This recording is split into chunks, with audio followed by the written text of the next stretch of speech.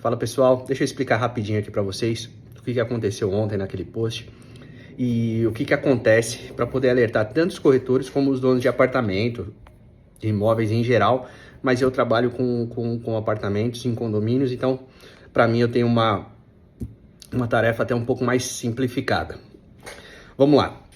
A cliente colocou que o apartamento dela foi avaliado por um profissional no valor de R$420 mil e que ela iria vender para queimar por 390 mil.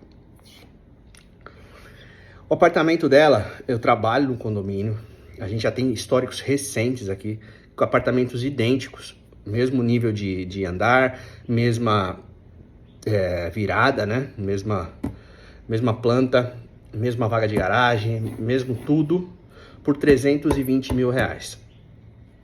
Aí ela tá vendendo por 100 mil mais caro. Quer dizer, foi avaliado 100 mil mais caro. Mas o problema não é nem esse, tá? O tanto que ela quer, ou tanto que... O problema é o profissional que fez essa avaliação sem base nenhuma. Porque às vezes acontece, tem algumas imobiliárias aí, que ela exige que o corretor vá pra rua e traga, aí o número é delas, 2 captações por semana de imóveis novos para a imobiliária poder vender. E aí o corretor despreparado sai para fazer isso e acaba falando qualquer coisa para o cliente, para agradar o cliente. Não, seu imóvel vai vender só para fazer essa captação. E fazendo isso, ele acaba com a expectativa dela, porque esse imóvel não vai ser vendido. Ele gera uma frustração ainda maior, porque ela imagina ter um patrimônio maior do que ela realmente tem. Na hora que ela for liquidar ele, vai ser bem inferior àquele valor. E não dá um rumo, porque se você coloca o valor correto, ela pode, a partir daquilo, mesmo que ela não queira vender por aquele valor, ela pode pensar não vou vender então, vou esperar um pouco, ou vou colocar para alugar. Ela pode partir para um outro caminho que não a venda. Então isso eu já acho favorável. O resultado do corretor é auxiliar, prestar uma consultoria e no final das contas executar a venda, porque antes disso não tem nenhuma remuneração. Mas se você fizer um trabalho antes disso, a remuneração ela virá, se não nessa unidade, em alguma outra.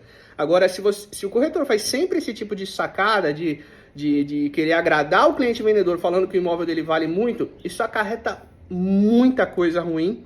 A gente desmistificar isso, a gente trazer o cliente depois para uma realidade, se torna quase que inviável. O cliente vê a gente com os olhos ruins, que a gente está depreciando um patrimônio dele, e que na verdade não é nada disso, é que aquele patrimônio nunca existiu, aquele valor de patrimônio nunca existiu, e a gente tem que trazer ele para uma realidade.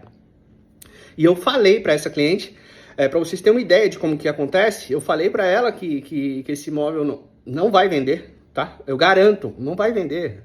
A não ser que seja assim, uma coisa que, não, eu quero especificamente, eu sonhei, eu quero especificamente naquele andar, para aquela virada, precisa ser nos próximos 15 dias, eu preciso fazer essa compra, que não vai acontecer, a gente sabe que não. Qualquer pesquisa boba, ela vai perceber que ela está pagando muito mais do que realmente aquele imóvel vale, ou que tem outras opções semelhantes, melhores, tá?